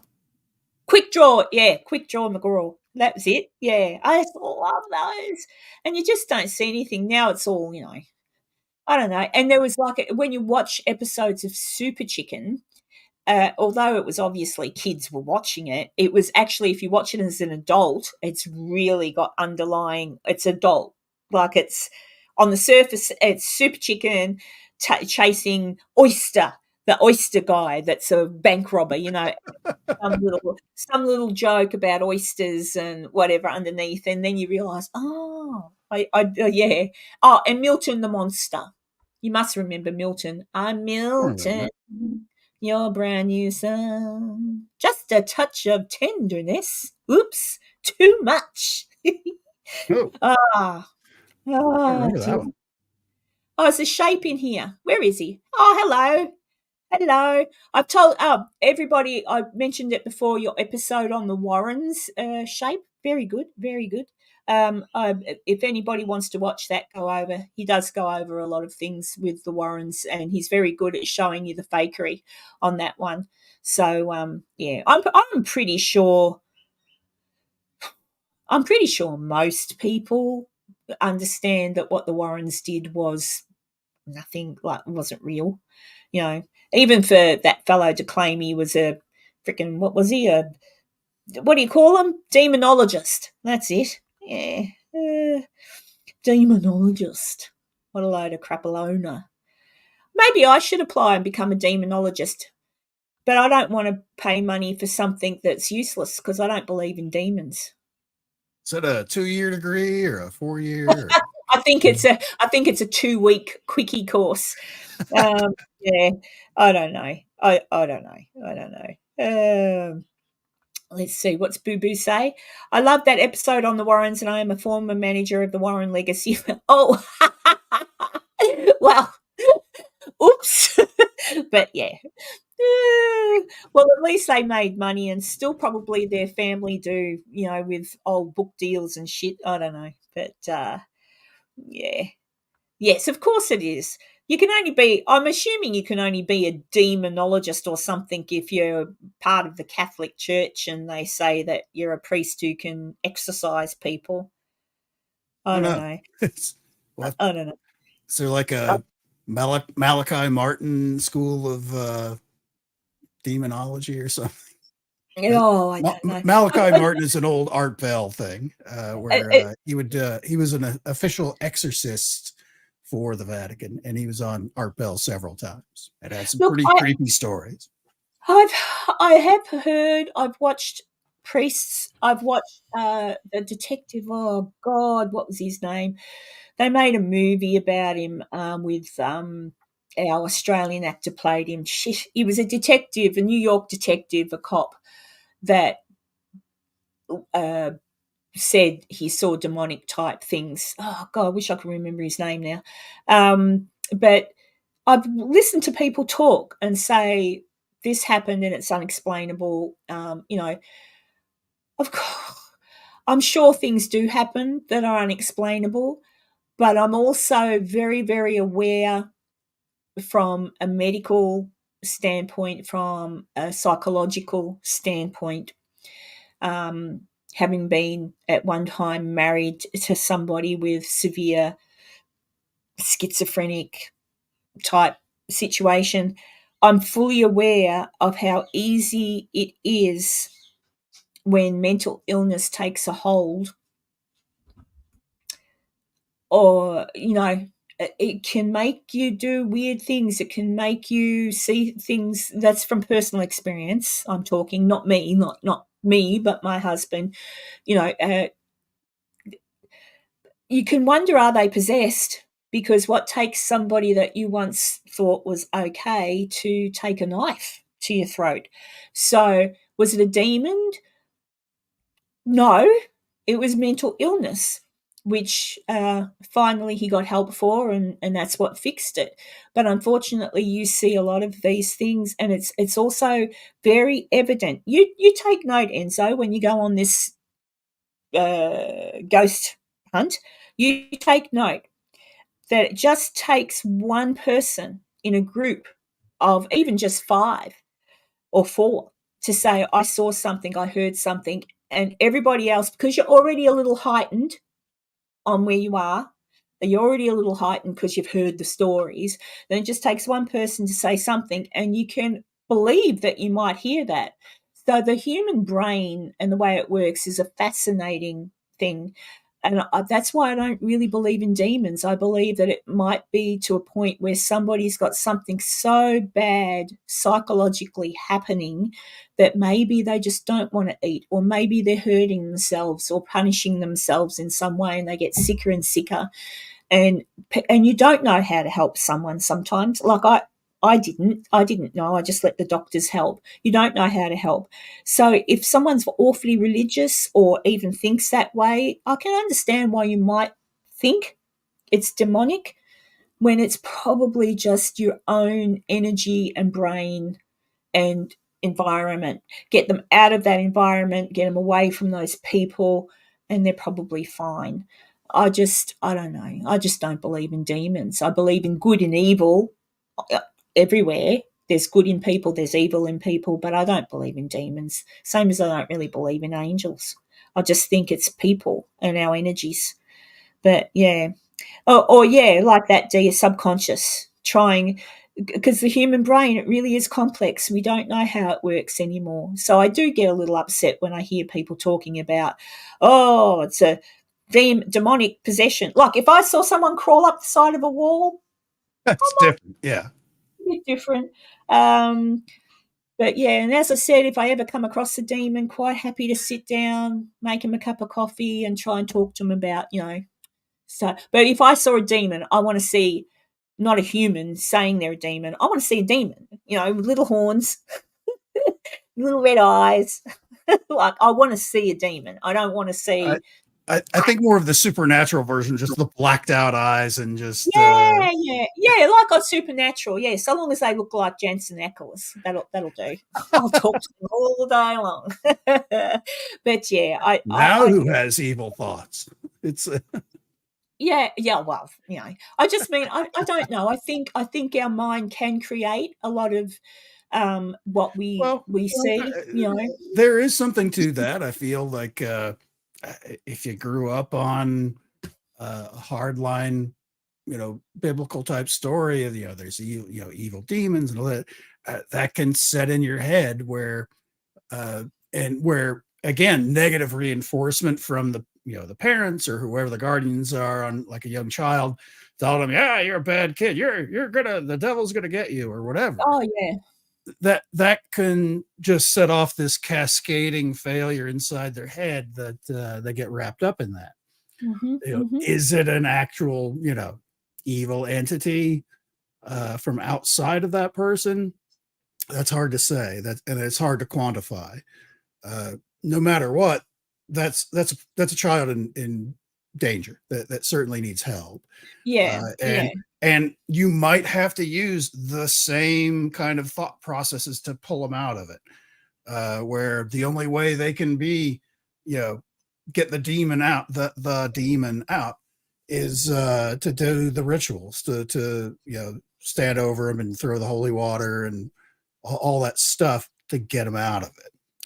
But in the end, it still is up to them, and if their will is strong enough and whatever. So there's still a lot of strange parallels, even along a normal modern day psychological path of thinking about that would still parallel a lot of the classical ancient Catholic version of how it would work out. Is you have to be strong, you can't give up, someone will, Jesus will save you, those kind of things. It's still the same idea. It's just different names on it, really. And I can just see Natu there saying that he doesn't dream much.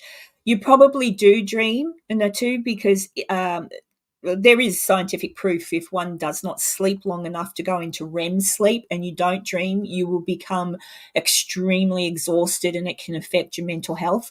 What often happens, like I know I probably did dream last night. I can't remember dreaming, but oftentimes you might not recall the fact that you have dreamt. But it's a physiological thing that one has to do in order to sort of free up the mind. That's why people who don't sleep much, like you do, you can become highly stressed. You can start to hallucinate. There's a hallucinating lot of all stuff sorts from lack of sleep. Yeah. So dreaming is a natural state. Dreaming is something that helps your subconscious work out the events of the day, work out, it just helps you settle down the body. And while you're asleep, the subconscious works on, we'll throw that one out. No, we'll throw that one out. And then you might have a nightmare, or you might have a nice dream, or whatever. But it's a necessary thing. So I think you probably do dream the two, unless you're crazy, and I don't know. But yeah, and I think dreams are sometimes good, because if mentally you go to sleep wanting or needing something, sometimes a dream can be, you can get a nice dream, and who knows who it is coming through in the dreams, probably just you, but I don't know. But dreaming's important, and if you're not dreaming, it's probably better just to for the night and just check you're going into REM sleep then, because whatever. I don't worry. We don't talk about religion here as much as I'm talking about the human mind and stuff. I don't talk about religion. The only reason I will talk about, such and such religion believes this, which explains that, or whatever. But I don't really like to talk about religion because everybody has different thoughts on it. Some people believe, some people don't. And then people get testy, and some people don't like the word Jesus, and some people don't like the word God, and it gets exhausting. So I try not to bring religion up in that way. But I often will ask people, like, for example, I did ask a Jewish person because I didn't quite understand what Jesus was to them. Because I just assumed Jesus was Jesus because he was Jewish and they should therefore, but they explained, no. So they explained. So I ask questions to learn, but I don't judge. So everyone believes in whatever they believe in, whatever, floats your boat and gets you through a day and makes you happy. That's good. The only types of people that I find hard to tolerate are the ones that push it down your throat. So when you say, like when they knock on the door, hello, and they hold up the Tower magazine and go, oh, you'll go to hell. Like, yeah, no, I don't think so. See you there. So, that's save the only you a seat. thing. Yeah, save you a seat. I don't know. I wasn't brought up under any particular religion. I had my grandmother was Protestant, whatever that means. I think that's because it's not Catholic, but it's the same. I think that's what the English, King Henry VIII or something. Yeah, Henry VIII was a Protestant, which is basically the same thing as Catholicism without the, except you're allowed to get a divorce, I think. So I don't even really know how it works. But my nana... I think you're blending a few things there, but basically... I don't know. But that's what I mean. I don't care. I don't know. But I was just brought up, my one grandma would make me say, now lay me down to sleep and bless everybody if I was staying at her house. The other nana didn't give a rat's pajamas about God or religion. She said, whatever, just be nice to people. So I just grew up learning just to try to be nice to people. And so with a few of them things, like treat people the way you would like them to treat you, be kind, share things, try not to be nasty. Things I still try to do, still try not to call people names. I try to, if I do insult people, I try to make the insult not personal, just based on what they've done. Sometimes that's hard. Sometimes it really is hard not to have the word asshole come out your mouth, but I try. But there you go. Oh, Betty, you're off to bed, are you, gorgeous? How are you going, Betty? Before you go, any things, anything? I did ask. Oh, you weren't here. Hang on. Were you here when Betty told us about her husband passing? No. Enzo? Yeah, Betty's husband passed away a couple of weeks ago now, almost 3 weeks ago now, I think. And when I was talking to Betty, I did say to her to let me know, not in a morbid curiosity, but I don't mean that, but because it happened to me after Stephen died. I asked Betty to let me know if she feels that he's still strongly around her, and when she might feel that dissipates. For me, it dissipated after about 3 weeks. It just sort of faded, that funny things weren't happening anymore. And Betty did tell me last week that a few odd things happened. So I'm just keeping my eye on Betty, that's all, because I know how hard it is. So, yeah. So get some sleep, Betty, because I guess it's late there. Is it? What time is it there, Enzo? 9 o'clock Central Time. Yeah, I'm getting old too, Betty. I'm usually in bed about 8 o'clock now. Mind you, I am reading or something, but still I'm in bed. It's nice, and it's cold here, so it's nice and cold. You're laying down at 9 o'clock. You're not down. I'm not asleep yet, but yeah, poor Betty. I mean, and there's who's Huff?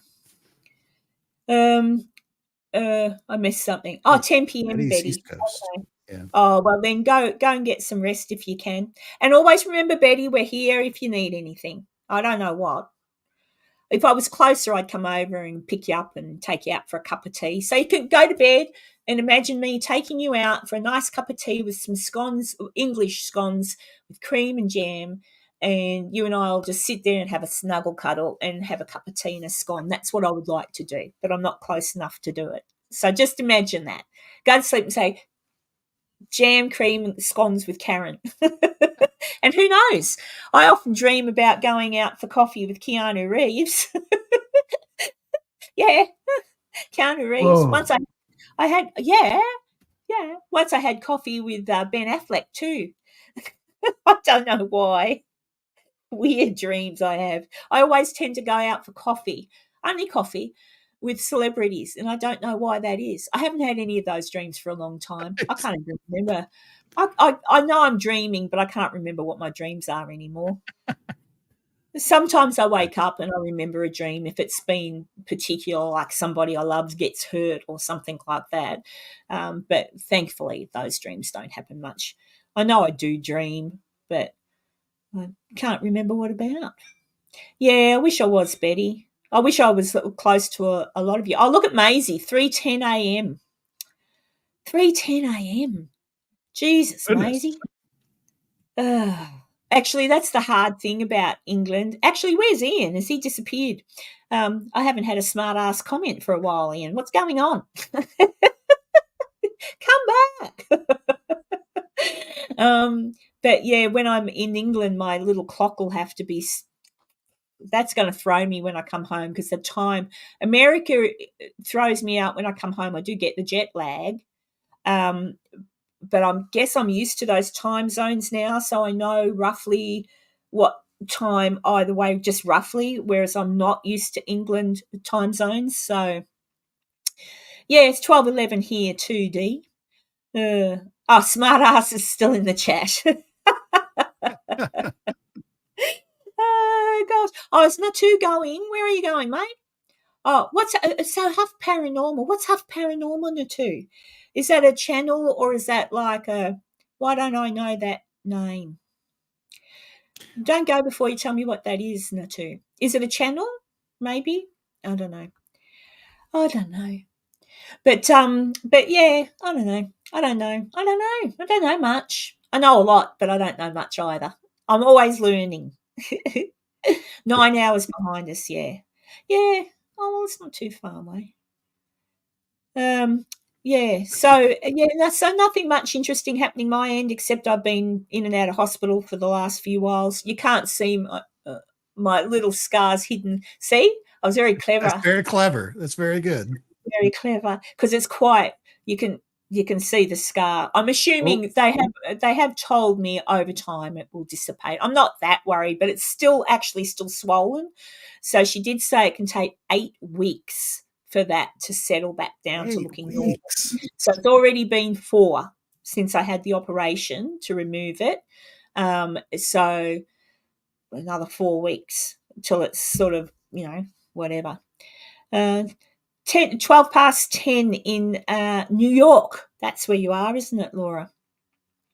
Yeah, so has anyone got any questions? Have I insulted enough people yet? I don't know what I've done. Sometimes I just talk away. I have a question.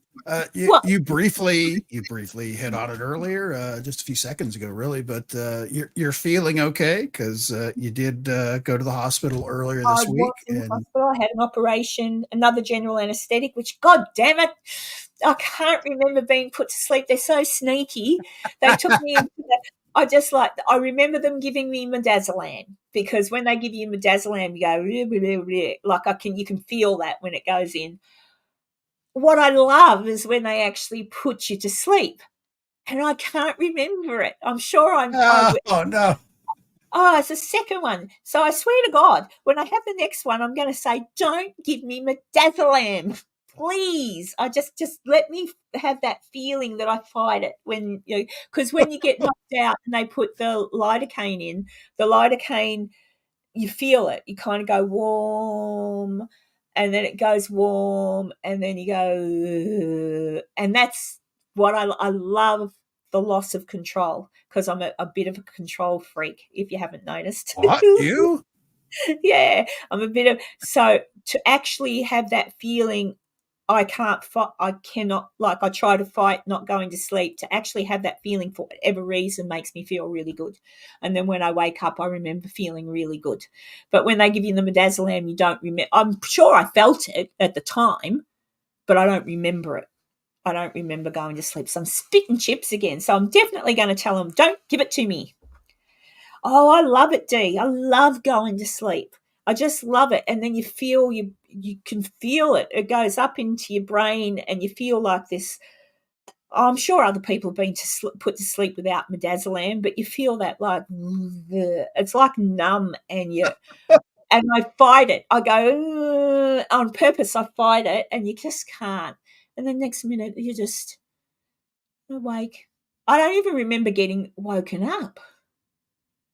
See, that's how good the midazolam is. You don't remember anything, which is probably in some regards not a bad thing, but it's just the one part about being put to sleep that I love, I can't remember. I should ask them to put the midazolam in after. Put the lidocaine in first, and when I come out, before they wake me up, give me midazolam. Maybe that's why I don't remember being woken up anymore either. That's the shitty part after an operation, when you go in and they say, wake up, Karen, wake up. And it's like, no. But I don't remember that either. I do remember waking up in recovery and them taking me to my room, but vague. So I had a good time, I guess. Oh, spit and chips, yeah. You say that, don't you, Tanya? That's an Aussie saying, spit and chips. I didn't realise I said it. I just tucked it away as, okay, I'll have to look this up later. I don't know what that means. Oh, spit and chips. Or what? What was that? I had a scary epidural last time, lungs tube. Oh. I don't like epidurals. I like to feel my legs when I wake up. Oh. Nah, no, thank you, Ian, you smarty pants. I feel Ian has a gallon of that in the back room. Yeah, he probably does. Spit and chips just means, like, oh, bugger it, or like, damn it, like, that's spit and chips. Like, oh, bugger, like, geez, I really wanted to do that. Damn it. That's what spit and chips means, if that makes sense. I see sometimes my Australianisms come out and I don't even realise what I've said. And I usually just stick to struth or crikey. But there you go. Today I said spit and chips. Oh, golly. Oh. Yeah, well, you wouldn't say spit and chips. You'd say spit and chips. That's different, because Kiwis do have a slightly different accent to us. Very much the same, really, but they just different way of saying. As American, I can't tell the difference. But no, you wouldn't. You wouldn't really. You wouldn't. Sometimes it's even hard for Aussies to tell the difference if the Kiwi's been here for too long. Yeah. Spit and chips. Oh shit.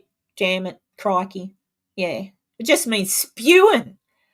That's another saying. Oh, spewing. It just means, oh, damn it. That's really what it is. Damn it. I missed it. Or, spewing. What's Maisie got to say? Oh, I had an operation theatre all laughing at what I was saying when they were knocking me out. They told me I was saying, well, yeah, it's the midazolam, Rosie, Maisie Rose. It's the midazolam that they give you. It does. God knows what I say, because it just inhibits you. So whatever you might be thinking that you would normally not say out loud, it will come out. So knowing you, Maisie, we're probably chatting everybody up in the theatre, probably asking the doctor to, have his way with you. I hope I've never done that. I hope not. It is a bit like a truth. It's just, you just normally anything you would morally probably not say would come out. That's my worry with midazolam. Like, oh my God, what am I going to say? But I don't remember anyway. But that's usually what happens. Oh, what are you saying to Enzo? I've seen Aussie driving on YouTube. It's colourful. Get out the way, you wanker. You shouldn't. Yeah, Aussies, yeah. Actually, I saw a little YouTube short, I think it was, a fella, it had to have been a police officer, it must have been body cam, going alongside a lady on the highway, on the freeway. The back of her car was open, like the hatch part, not boot. Uh-huh. It was up and open, and the wheel on her passenger side was off. It was just metal, the metal thing. She's driving along, and the cop has come up and gone, hey, and she's gone, hi. And then he's pulled her over. He said, get out of the car. Why? I've got to get to such and such an appointment. He said, lady, you've just hit that car in front of you. You've got no wheel on that side. Look at your car. Are you on, get out. You're obviously on drugs. No, I'm not. I'm like, I didn't see the end of it, but I thought, oh my God. That was in the US? Yeah. I thought, crikey. Yeah, geez. Nenzo. Oh, Nenzo. Enzo, I can't spell. Yeah, laughing gas is funny too. I still like that scene in oh God, Mel Gibson and Danny Glover. Shit. Lethal Weapon? Lethal Weapon, yeah, where they get is he Japanese or Chinese, I think, or Japanese gangster, and they've got him in the dental chair. They've told what's his name to come in, Pesci, to come in and say he's Leo gets what Leo wants. Leo gets. They tell Leo to come in and say, oh, I've got a toothache. So the dentist leaves, and then they go into the Chinese fella and give him the laughing gas. But they're all laughing. Meanwhile, poor old Leo is getting a tooth pulled, I think. Oh, I do love those movies. They're silly, but they were fun. Especially Leo Getz. I like Joe Pesci. Oh dear. I'm actually going to see if I can get my daughter's. There's 2 movies I want to watch this weekend. One is a really old one with Vincent Price called The Wax Museum, I think. The Wax Museum. It's Vincent Price. He plays a fellow whose wax museum burns down, and they think no, they don't think he's dead, or do they think he's dead? I can't remember. That's why I'm going to watch it again. But that's a really good old one. It was made in the 50s, I want to say. I want to watch that. And then I also want to watch American Werewolf in London. I want to watch that one again. So it's classic there. I love that one. Oh, dear. So, yeah. Oh, I love the accent. Thanks. Some don't.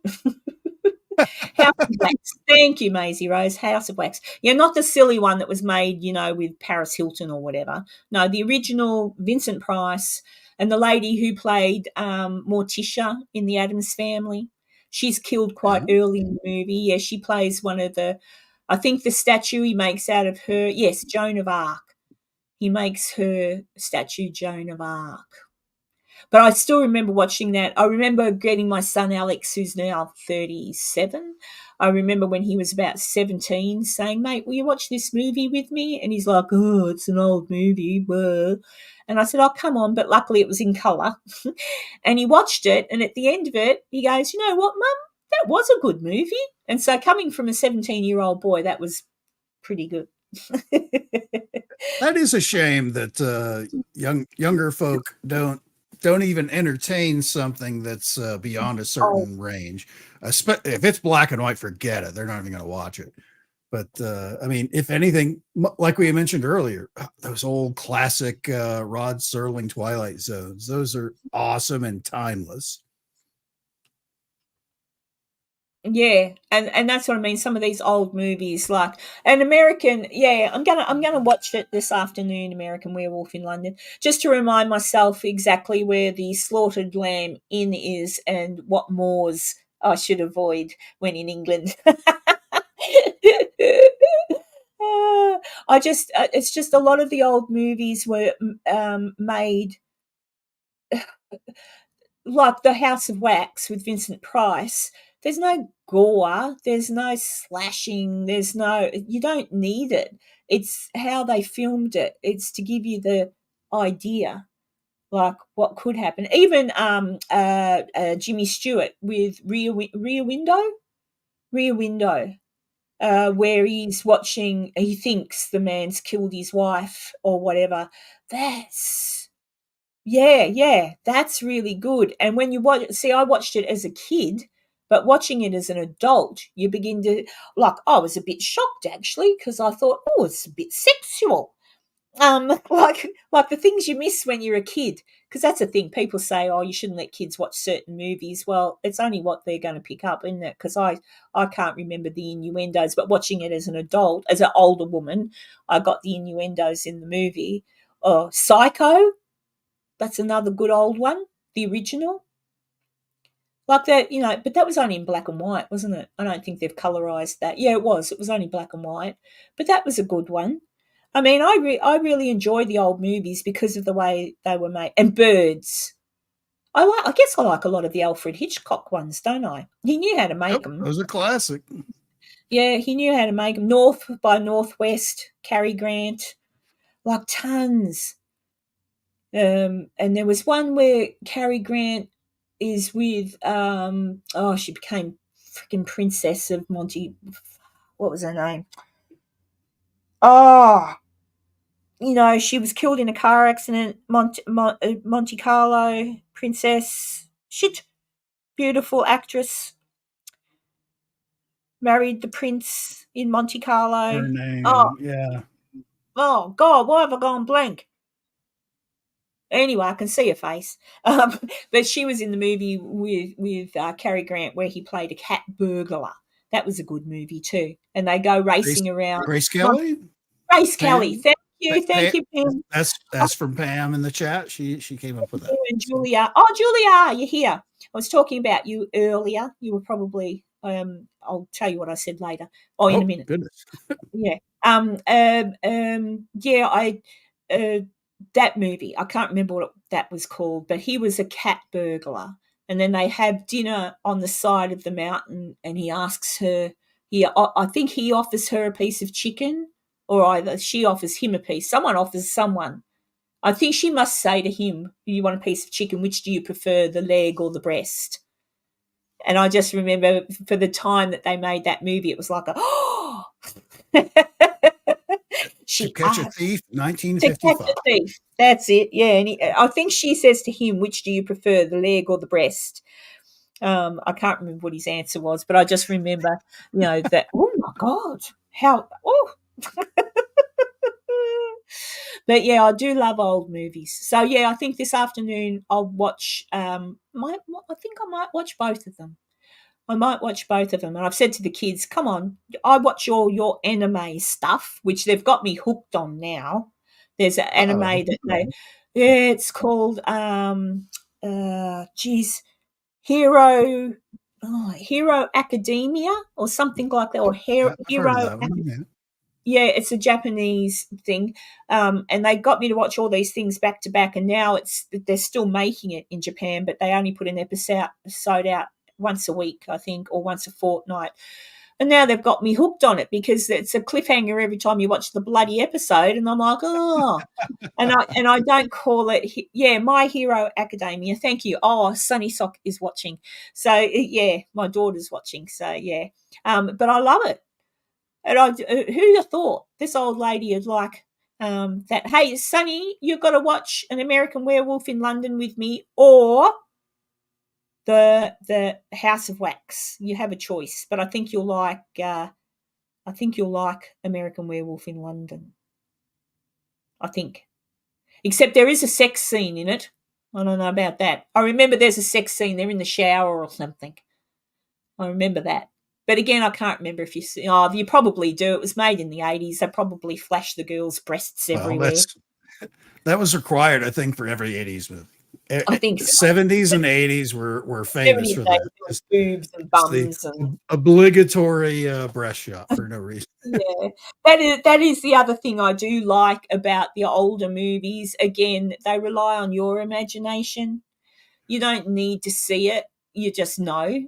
Like, you don't need to see that. You don't. That's private. You don't need to see that. Kissing is one thing, a kiss, but you don't need to see all the other bits and bobs. You know, what's that? I better check what's going on. Careful, what are you talking about? Everyone's saying hello. What was that? I raise you. We watch Mamma Mia because I've been meaning to. Oh, Mamma Mia. Oh. Well, if you watch American Werewolf in London with me, then I'll watch Mamma Mia. Are you talking about is that the movie with Meryl Streep? And no, I don't like boobs. I'm a girl. Boobs? Boobs. Enzo probably likes boobs. He's a boy. I love boobs. There you go. I find they get in the way, especially when you're trying to go through. I used to laugh when I used to try to fix my car or had to slide under the back of the car because I would change the oil on my car and stuff like that. And I didn't really like jacking it up much because I was worried it'd fall down on me. So I tried to sort of slip in and just, on the side, but I couldn't. But bloody boobs. That's where men have got it made. You're flat-chested. You don't have to try and slip anything under stuff. Yes, I'll watch the Mamma Mia with you after we watch the American Werewolf in London. There we go. And we'll have a snack. Called Hooters in Aussie. Oh, do you? They're called Hooters in America, don't you? I don't know. Boobs are a lot of names, but yeah. There's a lot of names, fun. What are the fun bags? Fun bags. Milk truck has arrived. Yeah, all that stuff. Yeah.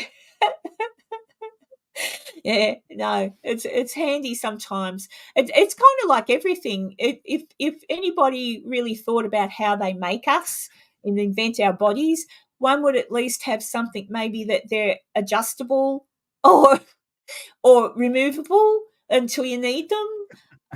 I don't know, adjustable. Inflate and deflate as required, yeah. Yeah, like some kind of, well, I know now, technically speaking, for males, if you have difficulties in that area, there's little pumps that you get to pump it up and pump it down. But they haven't invented that yet for the girls, I don't think, for the breasts. It's certainly come in handy. Like, just pump them down, and I'm wearing a dress tonight, I'll pump them up. Who knows? There probably is something like that. The mind boggles. Some of the things I talk about, honestly, it's a wonder anyone's still watching. I just saw that. I'm big, Tanya. And I thought, oh no, what are we going to talk about here, Andrew? But it's all right. He was just. Oh, does anyone? I'll wind it up in a minute because it's been 2 hours and I don't want to bore anyone. Does anyone remember the Seinfeld episode? I'm pretty sure it was a Seinfeld episode. Was it? Hang on, was it Seinfeld or King of Queens. No, it was Seinfeld. And they invented George's dad, Mr. Costanza, and Kramer invent man bra Yeah. for men.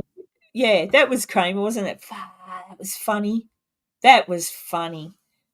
Sunny Sock says yes. Time to wrap it up. Oh, there you go. End of the show. Yeah, that's what. Dee was just saying. Yes, we call our bras over the shoulder boulder holder. I'm familiar with that one. Yep. And Julie, before I go, I was saying earlier that next year, all things going well, if I get a job which I intend to, when I get a job when I come back from England, I'm going to do my very best to save up enough money to come back to America at some point next year. And when I get back to America, apart from going to Virginia City, which I just have to, I will be coming to Atchison, Kansas.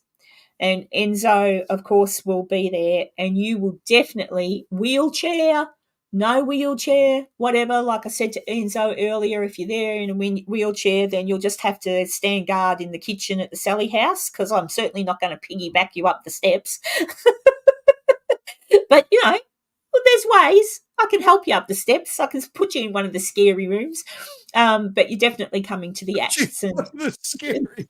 Yeah, I'll put her in one of the scary rooms and just make it say like, "Here you go, you're on your own. Bye." You're on your own, Julie. But you'll definitely be coming with me to the Sally house. And but yeah, so just remember that I will not back out of the deal. I will not tell you can't come. Okay, I don't make promises I don't keep unless I don't get there. Unless something happens and I don't get there. I think this year I'll be glad when it's over, and then my health will be back to normal and everything will be normal and I'll have a job and everything will be good. So there we go. All right. Okay. Well, I'd best go. I'm just going to check.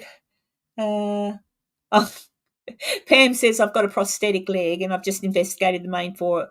It was still awesome. Oh, you've been to the Sally house. Oh yeah, damn it! I've got to get to the Sally. Pam. Pam's done a lot. She does not let that leg slow her down at all. No. Yes, I'll be healthy. Don't you worry about that. And you try to keep your chin up too, Julie. All right. Just keep your chin up. When things get bad, well, get drunk. I don't know.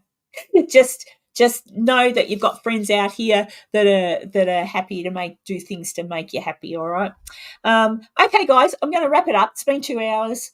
I'll put out later on today. It's a bit late for you guys in America now, but maybe for the English crew that are watching later on today, I'm just putting out, it's literally probably going to be about 4 minutes long. It's just a tiny little video.